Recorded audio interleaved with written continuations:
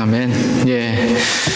오늘 말씀의 제목은 주께 붙어 있으라입니다. 주께 붙어 있으라라는 제목으로 하나의 말씀 나눈 시간 갖도록 하겠습니다. 다들 아시는 것처럼 저는 오늘 이제 공식적으로는 이 갈보리 사랑 침례교회 담임 목사로서 마지막 이렇게 설교를 하는 날입니다. 이제 몇 시간 후면은 저는 이제 새벽에 이제 떠나게 됩니다. 마지막 설교를 하나님께 제가 어떠한 말씀을 전하기 원하십니까? 라고 주님께 물었을 때 주님께서 오늘 이 말씀을 생각나게 해주셨습니다. 주께 붙어 있으라 라는 이 말씀을 주님께서 주셨습니다. 그래서 저는 오늘 마지막 설교 말씀으로 주께 붙어 있으라 라는 제목으로 하나의 말씀을 나누기를 원합니다.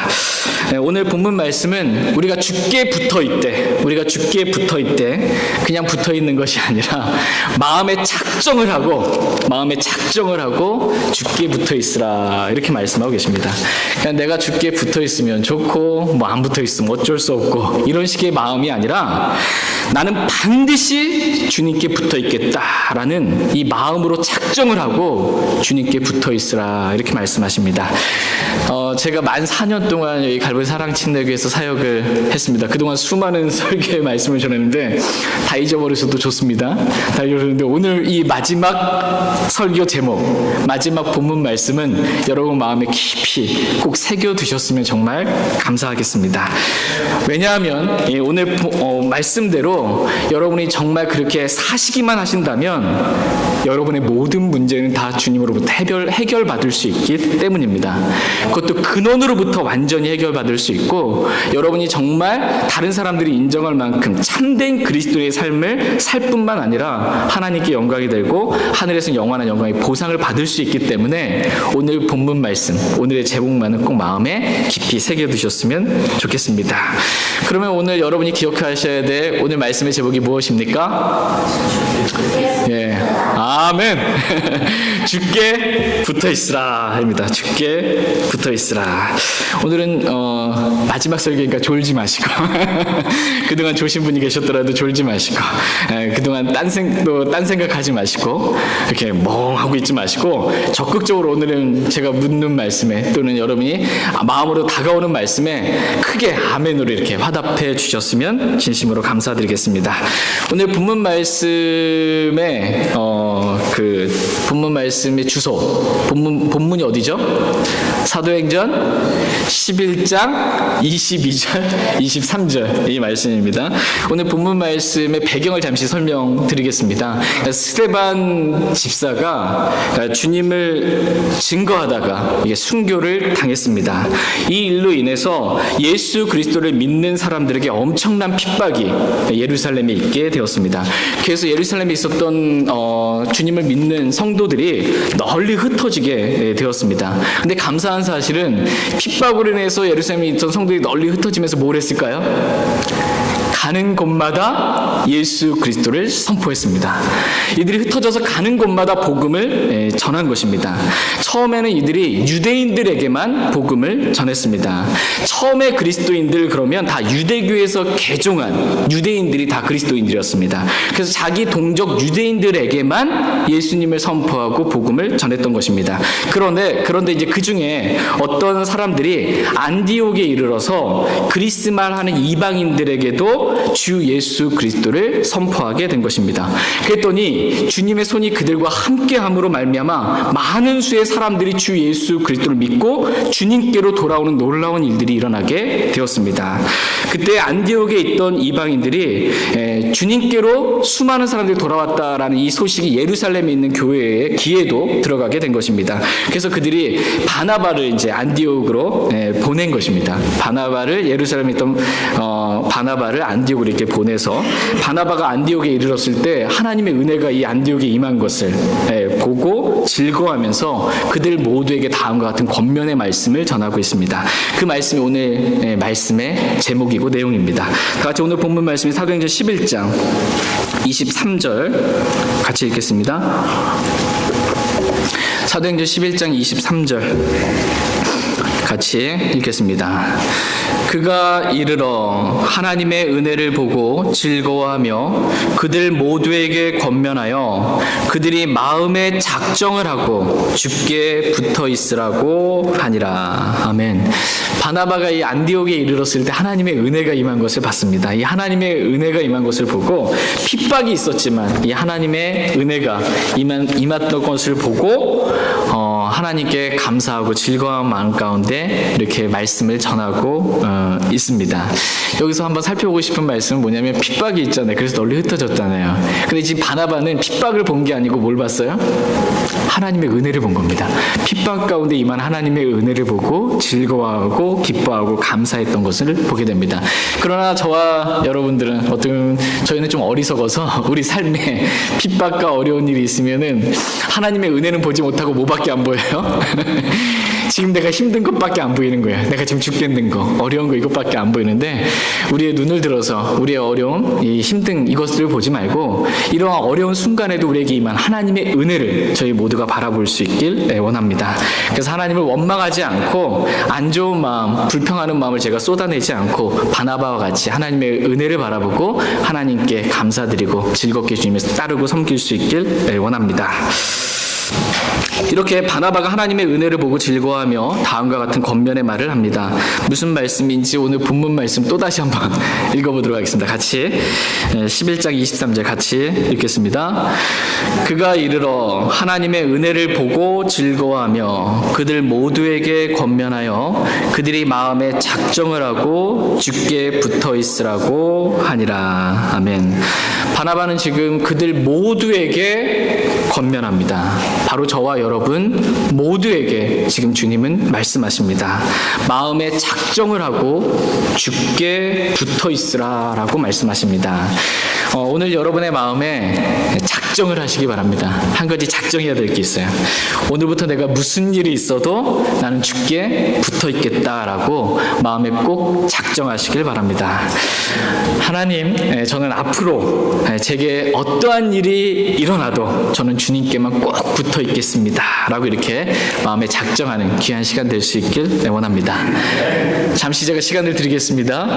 마음에 작정할 수 있는 시간, 마음속으로 하나님께 개인적으로 나가서 작정하세요. 하나님, 제가 우리 교회 또 제 삶에 어떠한 일이 있어도 제가 주님께 꼭 붙어 있겠습니다. 주님 저를 꼭 붙잡아 주세요 라고 이렇게 마음에 기도하는 마음으로 그렇게 작정하시길 바랍니다. 어떻게 마음에 작정하셨습니까? 네, 마음에 작정하신 분? 아멘. 네, 아멘. 안디옥에 있던 사람들이 이렇게 바나바의 권면의 말씀에 따라서 나는 진짜 주님께 붙어 있겠다라고 마음에 작정을 했습니다. 그랬더니 안디옥에 있었던 성도들이 놀라운 변화가 일어나게 되었습니다. 다 같이 사도행전 11장 26절 말씀 보겠습니다. 사도행전 11장 26절 말씀. 사도행전 11장 26절 같이 읽겠습니다. 그를 만남에 안디옥으로 그를 데려오니라. 그들이 만 1년 동안 그 교회와 함께 모이며 많은 사람들을 가르쳤는데 제자들이 안디옥에서 처음으로 그리스도인이라 불리니라. 아멘. 마음에 작정을 하고 내가 주님께 붙어 있겠다라고 했더니 제자들이, 주님을 믿고 따랐던 제자들이 안디옥에서 처음으로 뭐라고 불렸어요? 그리스도인이라 이렇게 불리게 되었다라는 것입니다. 이때서부터 이제 그리스도인이라는 호칭이 생기게 된 것입니다. 크리스천이라는 호칭이 생기게 되었습니다. 주께 붙어 있었어요. 내가 주님께 붙어 있었더니 주님으로부터 주님의 생명이 흘러나오게 된 것입니다. 그래서 입만 열면, 이 안디옥에 있었던 사람들 어떻게 했냐, 입만 열면 누가 나올까요?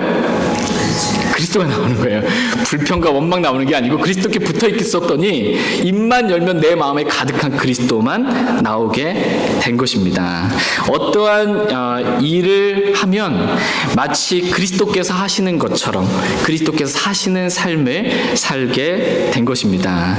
그래서 이게 안디옥에 있었던 다른 사람들이 봤을 때, 주님을 따르는 이 사람들이 봤을 때, 야, 저 사람들은 정말 그리스도만 따르는 사람들이야 라는 거예요.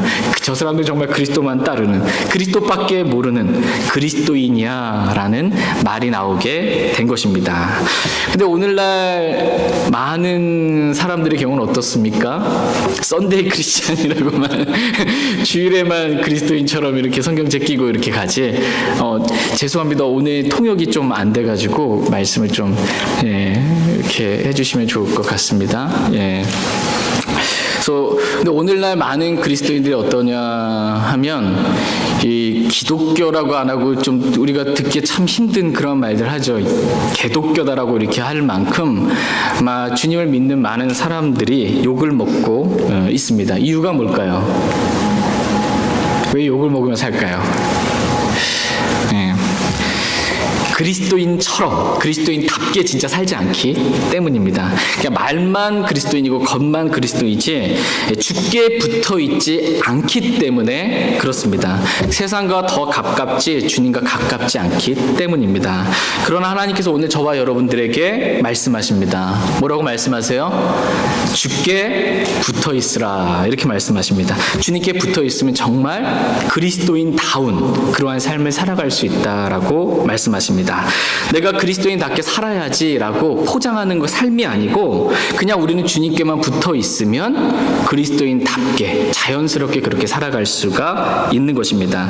저희 모두가 주께 붙어 있는, 그래서 그리스도의 생명이 우리 안에서 흘러나오는, 내가 아니요 내 안에 계신 그리스도께서 사시는 참된 그리스도인의 삶을 저희 모두가 살아갈 수 있길 원합니다. 그렇다면 이제 주께 붙어 있으라, 주께 붙어 있으라라는 말씀의 의미가 무엇인지 오늘 말씀을 살펴보도록 하겠습니다.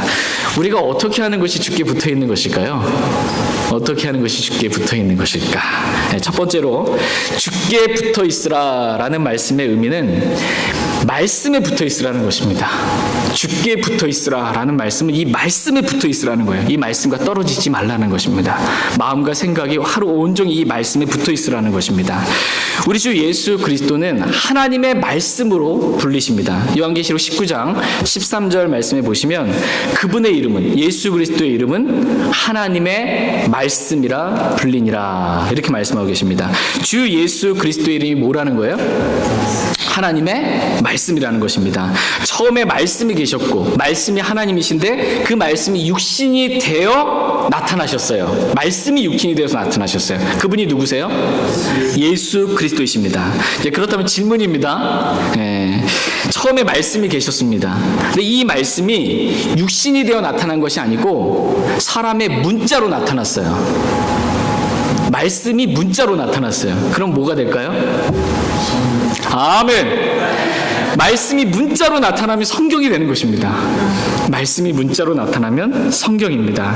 저와 여러분의 손에 들린 이 성경 말씀, 이 킹제임스 성경이 바로 글자로 나타나신 주 예수 그리스도와 동일한 권위를 갖고 있습니다.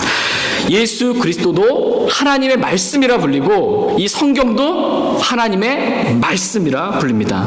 둘 다 하나님의 말씀이다라는 것입니다. 예수 그리스도는 자신을 가리켜서 요한계시록 1장 8절에서 나는 알파와 오메가요 라고 이렇게 말씀하고 계십니다. 예수님이 뭐라고 말씀하세요? 나는 알파와 오메가다. 알파와 오메가가 뭐예요? 알파와 오메가. 그리스어 알파벳에서 제일 첫 글자가 알파고 마지막 글자가 오메가예요. 이 알파벳이 서로 글자들이 조합되면 단어가 생기고 이 단어들이 서로 이렇게 조합되면 문장이 생기는 것이, 이 문장이 서로 모이면 한 권의 책이 되는 거예요. 근데 예수님이 내가 알파와 오메가다라는 거예요. 내가 바로 글자다, 내가 바로 문자다라고 말씀하고 계십니다. 이렇게 글자로 나타나신 예수님이 바로 성경 기록입니다. 그러므로 주께 붙어 있으라 라는 말씀의 의미는 뭐예요? 이 성경 말씀에 붙어 있으라는 것입니다. 이 성경 말씀에 붙어 있으라 이렇게 말씀하십니다. 다 같이 신명기 17장 18절에서 20절 말씀 보겠습니다.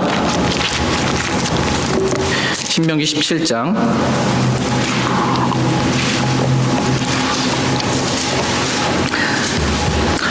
우리 주 예수 그리스도께서 완벽하세요? 아니면 불완전하세요? 완벽하시죠. 그럼 이 성경 말씀은 완벽할까요? 불완전할까요? 완벽합니다. 완벽해요. 신명기 17장 18절에서 20절 말씀 보겠습니다. 신명기 17장 18절에서 20절. 18절 말씀 제가 먼저 읽겠습니다. 그가 자기 왕국의 왕자에 앉거든 그는 자기를 위해 레위 사람 제사장들 앞에 있는 그것에서 이 율법책으로 한 권 필사하여 평생토록 자기 곁에 두고 그 안의 것을 읽어서 주 자기 하나님 두려워하기를 배우며 이 율법의 모든 말과 그리하면 그의 마음이 자기 형제들 위로 올라가지 아니하고 그가 명령에서 떠나 오른쪽으로나 왼쪽으로나 치우치지 아니하리니 이로써 이스라엘 한가운데서 그와 그의 자손들이 자기 왕국에서 자기 날들을 길게 하리라. 아멘. 어떤 사람이 이스라엘에서 왕이 되잖아요. 그럼 이 왕이 돼서 왕자의 자리에 앉게 되면 제일 먼저 해야 될 일이 있습니다. 이 국정을 돌보는 이스라엘 왕이 제일 먼저 해야 될 일, 그것은 서기관을 통해서 율법책 한 권을 필사해서 평생토록 이 하나님의 말씀을 자기 곁에 두고 그 안의 것을 읽으라는 것입니다. 이렇게 성경 말씀을 평생토록 자기 곁에 두고 그 말씀을 계속해서 읽는 것, 이것이 바로 주께 붙어 있는 것입니다. 이렇게 성경 말씀을 평생토록 자기 곁에 두고 그 말씀을 읽을 때 하나님 두려워하는 것을 배우게 된다는 거예요. 하나님 말씀이고 하나님 얼마나 두려우신지 배우게 되고 또 그 말씀을 지킬 수 있게 되고 또 그의 마음이 자기 형제들 위로 올라가서 교만하게 되지 아니하고 하나님의 명령을 떠나서 오른쪽으로나 왼쪽으로나 치우치지 아니하게 되므로 자기 날들이 길게 되는 복을 누리게 된다. 이렇게 말씀하고 계십니다. 다윗은 이렇게 평생토록 하나님의 말씀을 자기 곁에 두고 그 안에 기록된 말씀 계속해서 읽고 하루 온종일 묵상했던 것을 보게 됩니다. 이렇게 하는 것이 바로 주께 붙어 있으라라는 말씀의 의미입니다. 다 같이 시편 119편 97절 말씀 보겠습니다. 시편 119편 97절 말씀 보겠습니다. 주께 붙어 있으라. 이 말씀의 의미가 무엇인지 살펴보고 있습니다. 시편 119편 97절 같이 읽겠습니다. 오, 내가 주의 법을 얼마나 사랑하는지요. 그 법이 종일토록 나의 묵상이 되나이다. 아멘.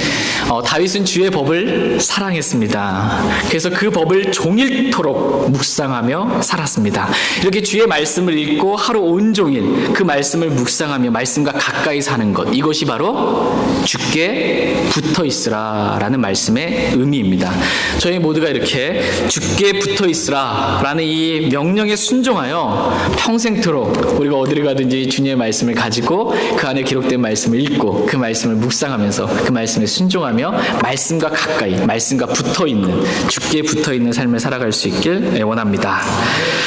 두 번째로 주께 붙어있으라라는 말씀의 의미는 문자 그대로 주님께 붙어 있으라는 거예요. 문자 그대로 주님께 붙어 있으라. 우리의 죄들로 인하여 죽으시고 묻히시고 부활하시고 승천하신 주님께서는 우리가 주 예수 그리스도를 믿을 때 주님이 어디 계세요? 내 안에 들어오세요. 우리가 주님을 믿을 때, 주님을 영접할 때 주님은 내 안에 들어오십니다. 바로 내 안에 계신 그 주님, 내 안에 영으로 거하시는 그 주님과 붙어 있으라는 것입니다. 그 주님과 사랑의 교제를 나누며 살라는 것입니다. 내 안에 계신 주님과 매일 아침마다 하루 온종일 주님과 사랑의 교제를 나누며 사는 것, 이것이 바로 주님과 붙어 있으라라는 말씀의 의미입니다. 주께 붙어 있으라라고 했을 때 영어 킹제임스 성경이 붙어 있다, 이 붙어 있다라는 영어 킹제임스 성경의 단어를 보시면 클리브예요. 클리브. 이 단어는 신약 성경에 총 5번 이렇게 나오는데 그 중에 2번이 붙어 있는데 이게 뭐냐, 남편과 아내가 붙어 있는 것, 이때 쓰이는 단어입니다. 다 같이 마태복음 19장 5절 말씀 보겠습니다.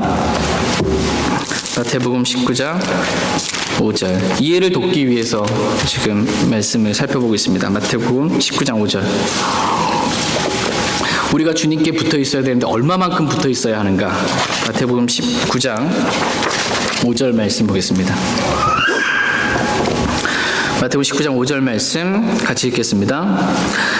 말씀하시기를 이런 까닭에 남자가 아버지와 어머니를 떠나 자기 아내와 연합하여 그들 둘이 한 육체가 될지니라 하신 것을 너희가 읽지 못하였느냐. 여기서 남자가 자기 아내와 뭐예요? 연합하여 그들 둘이 한 육체가 될지니라 라고 했을 때 이 연합하여라는 이 단어가 클레이브입니다. 그러니까 남편과 아내가 사랑으로 이렇게 연합하듯이 그렇게 구원받은 그리스도인들이 신부로서 신랑 되신 그리스도와 그렇게 연합하라는 거예요. 그렇게 붙어 있으라라는 것입니다. 내 안에 계신 주님과 이런 완전한 연합, 사랑의 교제를 늘 나누며 살라라고 주님은 말씀하고 계십니다. 다 같이 고린도전서 1장 9절 말씀 보겠습니다. 고린도전서 1장 9절 말씀. 고린도전서 1장 9절 말씀.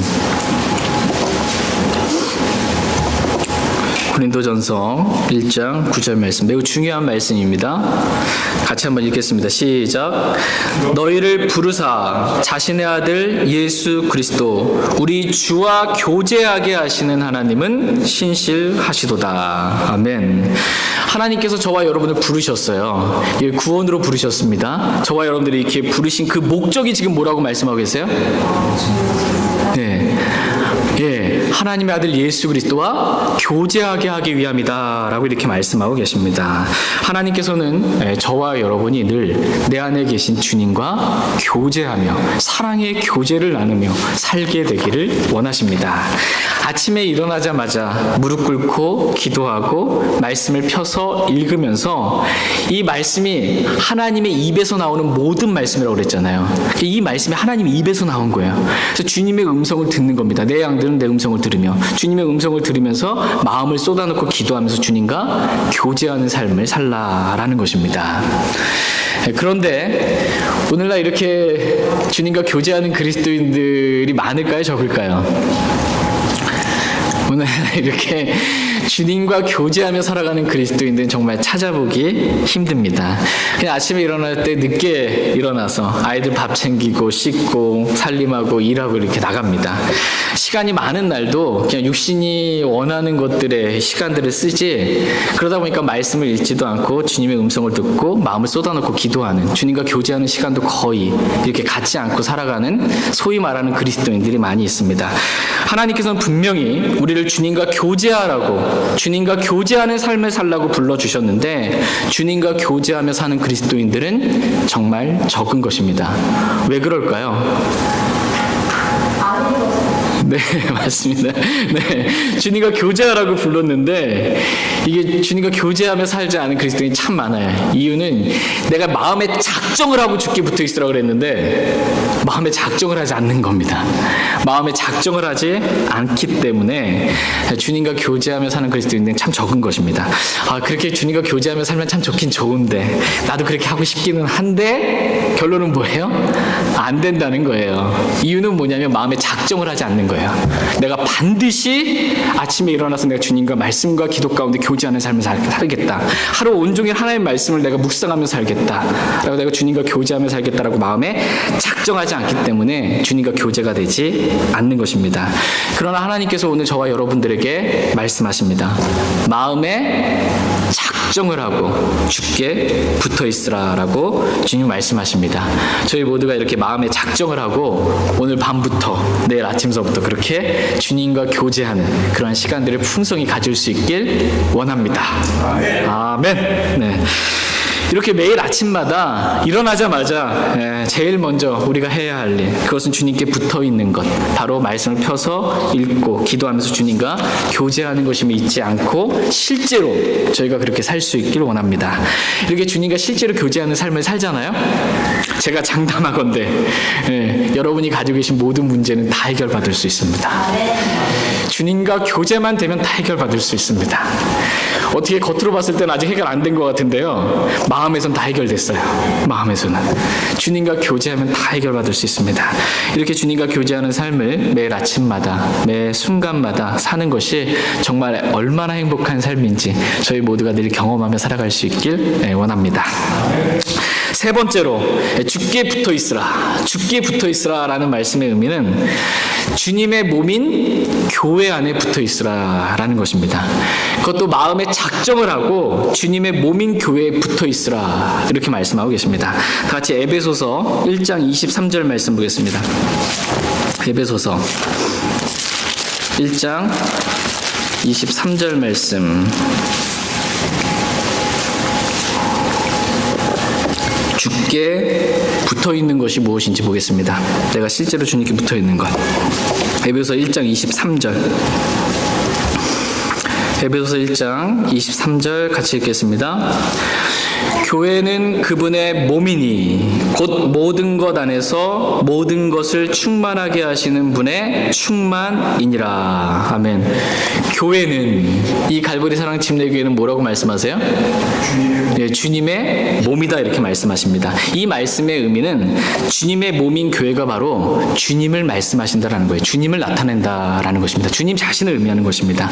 그래서 여러분, 사도 바울이 구원받기 전에 사울이었잖아요. 이 사울이 예루살렘 교회에 믿는 성도들을 핍박했잖아요. 예루살렘 교회를 핍박했습니다. 눈에 보이는 교회, 눈에 보이는 사람들, 주님 믿는 사람들을 핍박했는데 예수님께서는 사울에게 뭐라고 말씀하고 계세요? 사울아, 사울아, 어찌하여 내가 나를 핍박하느냐? 나는 내가 핍박하는 예수라. 이렇게 말씀하고 계십니다. 사울은 분명히 예수님을 직접적으로 핍박한 게 아니고 예수님 믿는 사람들, 예수님 믿는 그 교회를 핍박했는데 주님은 그걸 누구를 핍박한 것으로 말씀하고 계세요? 예, 예수님 자신, 주님 자신을 핍박한 것으로 말씀해주고 계십니다. 그러므로 마음에 작정을 하고 주께 붙어 있으라라는 말씀의 의미는 저와 여러분들이 마음에 작정을 하고 어디에 붙어 있으라는 거예요? 교회에 붙어 있으라는 것입니다. 주님의 몸인 교회에 붙어 있으라라는 것입니다. 여러분, 이 말씀에 아멘이 되십니까? 네, 아멘.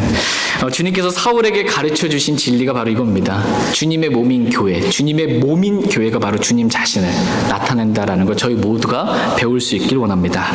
이렇게 주님께서 마음에 작정을 하고 주께 붙어 있으라고 말씀하신 이유는 마음에 작정을 하지 않잖아요? 네, 그러면 주님께 붙어 있기가 참 힘듭니다. 마음에 작정하지 않으면 주님께 붙어 있기가 참 힘들어요. 너무나 많은 사람들이 이런저런 이유로 주님의 몸인 교회를 떠납니다. 주님께 붙어 있지를 못합니다. 정당해요. 떠나면서도.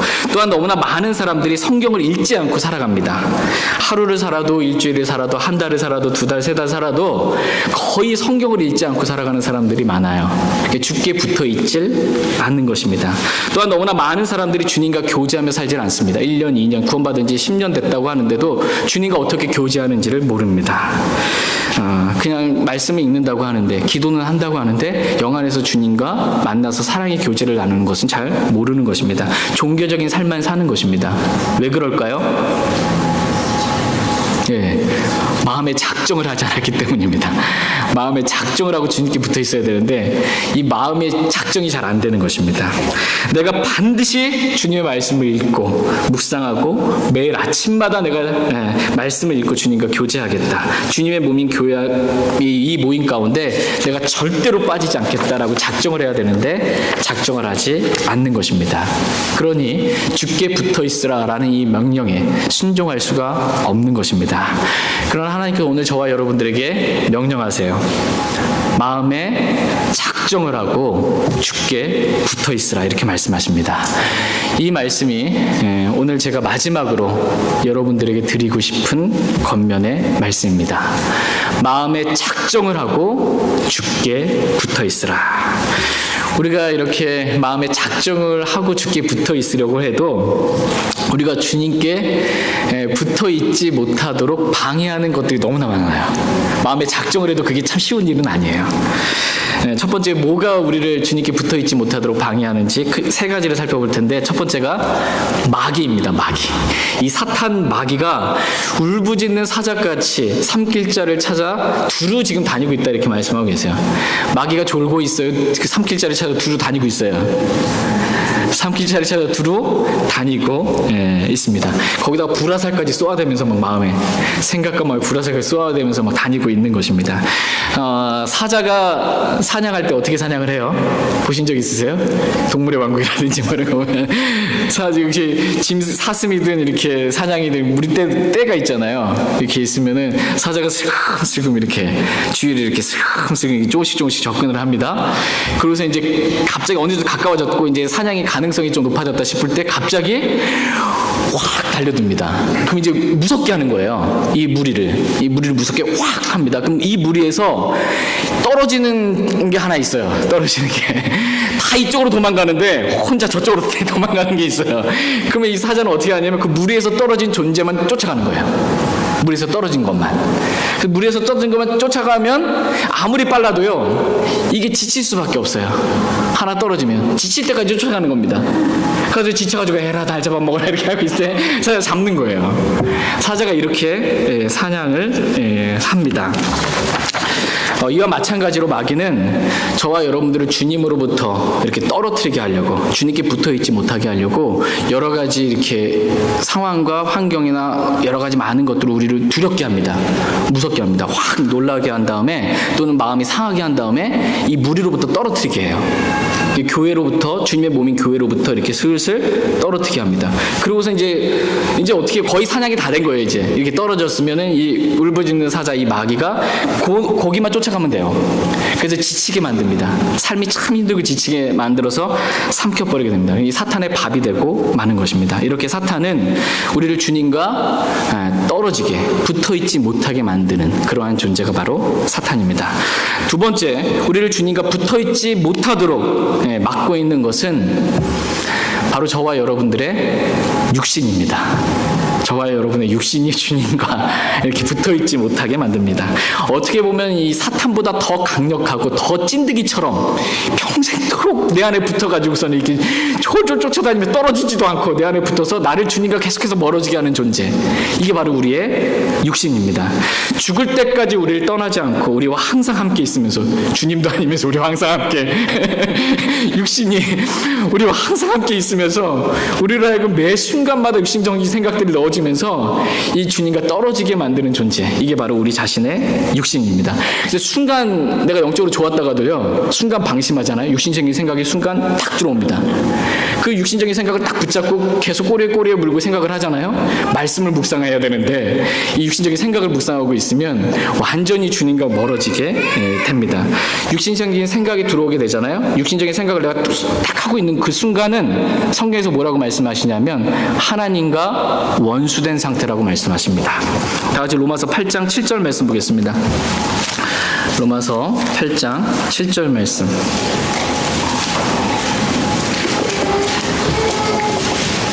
로마서 8장 7절 말씀 보겠습니다. 로마서 8장 7절 말씀 같이 읽겠습니다. 육신적인 생각은 하나님의 법에 복종하지 아니할 뿐 아니라 참으로 그리할 수도 없으므로 하나님과 원수되는 것이니라. 아멘. 만약 우리가 지금 육신적인 생각을 가지고 있다면 우리는 하나님의 법에 어떻게 해요? 복종할 수 없습니다. 그 육신적인 생각을 내가 사로잡아서 그리스도께 복종하기 전까지는 절대로 하나님께 복종하는 삶을 살 수 없습니다. 뿐만 아니라 우리가 육신적인 생각을 할 때 그 순간 우리는 하나님과 원수가 되는 것이다, 이렇게 말씀하고 계십니다. 지금 내가 뭔가 영적으로 잘 분별하고 있는 것이 아니고, 내가 지금 잘 생각하고 있는 것이 아니고 육신적인 생각을 하고 있으면 그 상태는 지금 영적으로 내가 하나님과 원수가 된 상태다라고 주님은 말씀하십니다. 이와 같이 우리의 육신은 순간순간마다 우리를 하나님과 원수로 만들면서 우리가 주님께 붙어있지 못하도록 만들고 있습니다. 그래서 매 순간마다 우리에게 필요한 것이 바로 우리의 육신을 부인하는, 우리의 육신을 죽이는 십자가입니다. 십자가에서 내가 그리스도와 함께 죽었음을 믿고 순간마다 영적인 생각을 하면서 생명과 평안을 누리면서 영으로 반응하는 것, 이것이 저와 여러분들에게 필요합니다. 기분 나쁜 말 들으면 여러분 어떻게 반응하시면 돼요? 기분 나빠 죽겠네. 이렇게 반응하죠. 내가 저거 가만두나 봐라. 이렇게 하지 말고 악한 생각하지 마. 육신적인 생각하지 마시고 어떻게 해요? 이렇게 육신적인 생각하는 나는 그리스도와 함께 죽었습니다. 아멘이에요. 이제 내 안에 주님 사십니다. 이렇게 반응하라는 거예요. 육신적인 생각으로 반응하지 말라는 것입니다. 이렇게 자기 육신을 부인하며 사는 십자가의 삶만이 우리를 주님께 붙어있게 만들 수 있습니다. 저희 모두가 이렇게 마음에 작정을 하고 우리의 육신을 부인하는 십자가의 삶을 계속해서 살아갈 수 있길 원합니다. 제가 아마 처음 4년 전부터 와가지고 계속 십자가 삶만 쭉 얘기했을 겁니다. 마지막 가면서도 십자가의 삶 얘기합니다. 이게 그리스도의 삶이고 이게 비결입니다. 내가 죽고 내 안에 주님이 사시는 삶. 세 번째로 우리를 죽게 붙어있지 못하도록 방해하는 것은 바로 이 악한 현 세상입니다. 여러분이 눈을 돌려서 주님이 아닌 이 세상의 것들을 한번 바라보시기 바랍니다. 진짜 그렇게 하지 마세요. 가정에서 만약 눈을 들어서 주님이 아닌 이 세상의 것들을 이렇게 바라보게 된다면 이 세상의 것들의 마음이 이렇게 딱 빼앗기면서 주님과 멀어진 나 자신을 발견하게 될 것입니다. 세상은 저와 여러분을 유혹합니다. 주님보다 더 좋은 게 있다고 주님보다 더 즐거운 게 있다고 이 세상의 것들이 주님보다 더 좋아 보이는 것 이것을 따르고 추구할 수 있도록 우리를 유혹합니다. 그래서 많은 그리스도인들이 이 세상의 유혹에 쉽게 넘어가게 되는 것을 보게 됩니다. 그래서 하나님과 원수된 삶을 많은 그리스도인들이 살아갑니다. 그러면서도 자기가 세상과는 친구 됐으면서도 불구하고 자기가 하나님과 원수된 것에 대해서는 알까요 모를까요? 잘 모릅니다. 그리스도인이 이 세상에 사는 한 그렇게 살아야 되지 않겠습니까? 빛과 소금의 역할로 해서 성공도 하고 뭐도 하고 해야 되지 않겠습니까? 이게 맞다라고 생각하지 자기가 지금 하나님과 원수됐다 이렇게 생각하는 사람들이 별로 없습니다. 그러나 야고보서 4장 말씀에서는 다음과 같이 말씀하십니다. 야고보서 4장 4절 말씀 보겠습니다. 야고보서 4장 4절 말씀.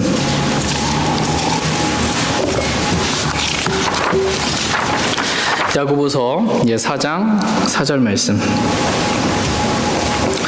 같이 읽겠습니다.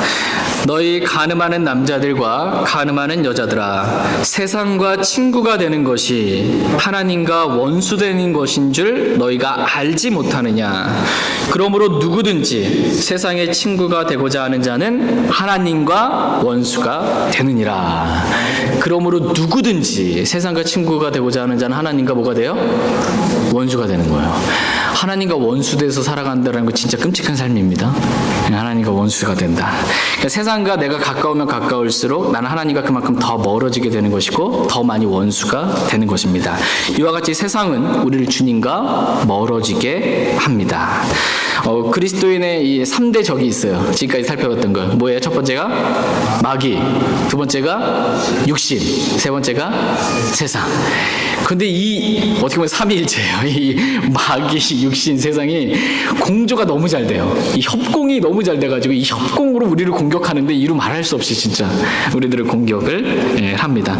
그래서 우리가 마음에 작정을 하고 내가 주님께 붙어 있겠다라고 하지 않으면 이 공격에 쉽게 무너지고 넘어지는 그리스도인이 참 많은 것입니다.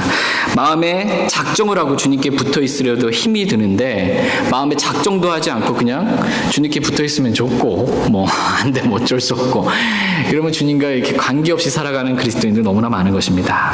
그래서 많은 그리스도인들이 말씀을 읽고는 싶다고는 하지만 실제로는 읽어요 안 읽어요? 안 읽어요. 주님과 나도 그렇게 영안에서 참된 사랑의 교제를 나누고 싶다고는 하지만 실제로는 그 교제가 안 되고 있는 그리스도인이 많고 저도 교회는 정말 빠지지 않고 날아가고 싶습니다 하는데 실제로는 듬성듬성 나와요. 이게 주님께 다 붙어있지 못하는 이유가 있어요. 주님께 붙어있으라고 했는데 그 이유가 뭘까요? 그것은 마음의 문제입니다. 마음에 작정을 하지 않았기 때문입니다. 마음에 작정을 하지 않았기 때문에 주님께 붙어있을 수 없습니다. 그러나 주님은 저와 여러분들에게 말씀하십니다. 주님께 붙어있는 것이 얼마나 행복한 삶인지, 주님께 이렇게 딱 붙어서 살아가는 이 삶이 얼마나 기쁘고 행복한 은혜가 넘치는 그러한 삶인지 저와 여러분 모두가 날마다 매 순간마다 그렇게 경험하면서 살아갈 수 있길 원합니다. 이렇게 주님께 붙어 있잖아요. 모든 문제는 다 해결됩니다. 모든 문제 다 해결돼요. 다 같이 마가복음 5장 25절에 30절 말씀 읽고 오늘 말씀 마치겠습니다. 마가복음 5장입니다. 마가복음 5장 말씀 살펴보고 오늘 말씀 마치겠습니다. 마가복음 5장 25절에서 30절입니다.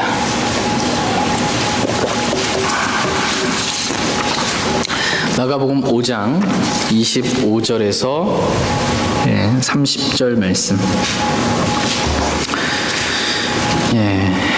마가복음 5장 25절에서 30절입니다. 25절 저 먼저 읽겠습니다.